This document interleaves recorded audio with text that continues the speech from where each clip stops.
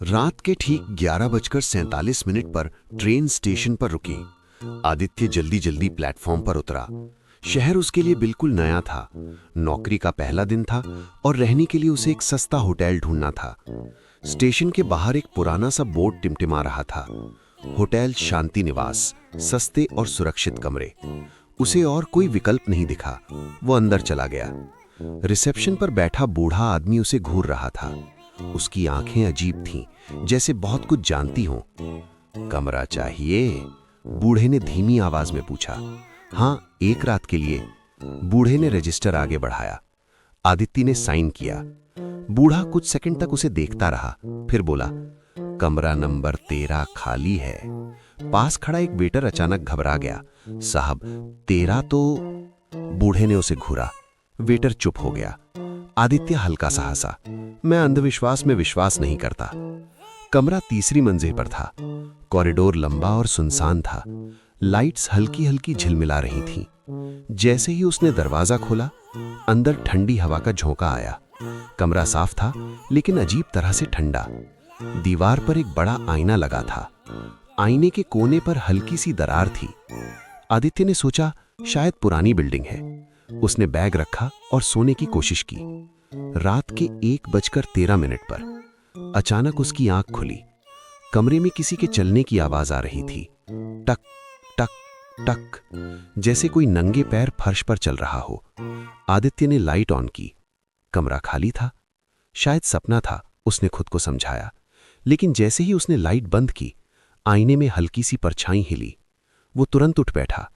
आईने में उसके पीछे कोई खड़ा था। लंबे बाल, झुका हुआ चेहरा। आदित्य ने डरते हुए पीछे मुड़कर देखा, कोई नहीं। फिर दोबारा आईने में देखा। परछाई गायब थी। उसका दिल तेज धड़कने लगा।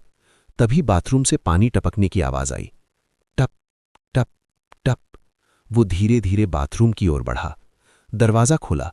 नल बंद था, लेकिन आईने पर भाप जमी हुई थी और उस भाप पर उभरे हुए शब्द लिखे थे, ये मेरा कमरा है। आदित्य के हाथ कांपने लगे। ये मजाक किसने किया? उसने चिल्लाकर कहा। कोई जवाब नहीं। अचानक दरवाजा अपने आप बंद हो गया। पूरा कमरा अंधेरे में डूब गया और उसी अंधेरे में एक धीमी सी हंसी गूंजी। तुम्हें यहां नहीं आना चाहिए था। आवाज उसके कान के बिल्कुल पास थी। आदित्य ने दरवाजा खोलने की कोशिश की। दरवाजा लॉक था। उसने फोन निकाला। नेटवर्क गायब, बैटरी 3%। आईने में फिर वही परछाई दिखी, इस बार साफ। एक लड़की, सफेद कपड़ों में, चेहरा खून से सना हुआ। उसकी आंखें पूरी तरह काली थीं। वो धीरे धीरे आईने से बाहर निकलने लगी, जैसे कांच कोई पानी हो। आदित्य पीछे हटता गया। उसकी पीठ दीवार से टकरा गई। लड़की फुसफुसाई, पिछले साल इसी कमरे में मुझे बंद कर दिया गया था। अचानक आदित्य के दिमाग में तस्वीरें चमकीं। समाचार की हेडलाइन, होटल में युवती की रहस्यमयी मौत। उसे याद आया, ये वही होटल था। लड़की ने अपना सिर टेढ़ा किया। उन्होंने मुझे आत्महत्या कहा, लेकिन मैं चीखती रही। कमरे की दीवारों से अचानक चीखों की आवाजें आने लगीं। आदित्य ने आंखें बंद कर लीं। मैंने कुछ नहीं किया, मुझे जाने दो, वो चिल्लाया। लड़की उसके बिल्कुल सामने आ गई। उसकी ठंडी सांस आदित्य के चेहरे को छू रही थी। तुम वही नाम हो। आदित्य चौंका। क्या? लड़की ने दीवार की ओर इशारा किया। वह पुराने खून से लिखा था, आदित्य। उसका दिमाग सुन्न हो गया। ये नाम उसका ही था। अचानक दरवाजा खुल गया। लाइट्स चल उठीं। सब कुछ सामान्य था। कमरा खाली, आईना साफ, कोई निशान नहीं। आदित्य हांफते हुए बाहर भागा। सीधे रिसेप्शन पर पहुंचा। कमरा नंबर 13 में क्या हुआ था? उसने पूछा। बूढ़ा आदमी मुस्कुराया। कुछ नहीं, लोग कहानियां बना लेते हैं। वहां एक लड़की मरी थी। बूढ़े की मुस्कान और गहरी हो गई। हाँ, लेकिन उसका नाम आदित्य नहीं था। आदित्य का गला सूख गया। तो दीवार पर मेरा नाम कैसे?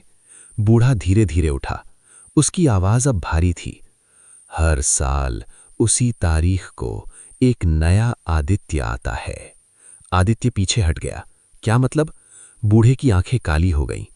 जिसने उसे कमरे में बंद किया था, उसका नाम भी आदित्य था।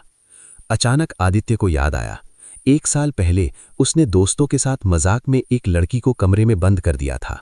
वो रो रही थी, वो मदद मांग रही थी, लेकिन वो हंस रहे थे। सुबह वो मर चुकी थी। मामला दबा दिया गया। आदित्य कांपने लगा। नहीं, वो हादसा था। पीछे से वही ठंडी आवाज आई। नहीं, वो सजा थी। वो मुड़ा। लड़की फिर खड़ी थी, इस बार रिसेप्शन के बीचों बीच। पूरा होटल अंधेरे में डूब गया, सिर्फ उसकी काली आंखें चमक रही थीं। अगली सुबह पुलिस को होटल के कमरे नंबर 13 में एक लाश मिली। दरवाजा अंदर से बंद था। आईने पर खून से लिखा था, ये मेरा कमरा है। और नीचे, अब कोई आदित्य नहीं आएगा। होटल शांति निवास आज भी खड़ा है, लेकिन तीसरी मंजिल का कमरा नंबर 13 हमेशा खाली रहता है। कहते हैं, रात के 1:13 पर आईने में आज भी कोई खड़ा दिखता है। और अगर आपका नाम आदित्य हुआ, तो दरवाजा कभी नहीं खुलेगा।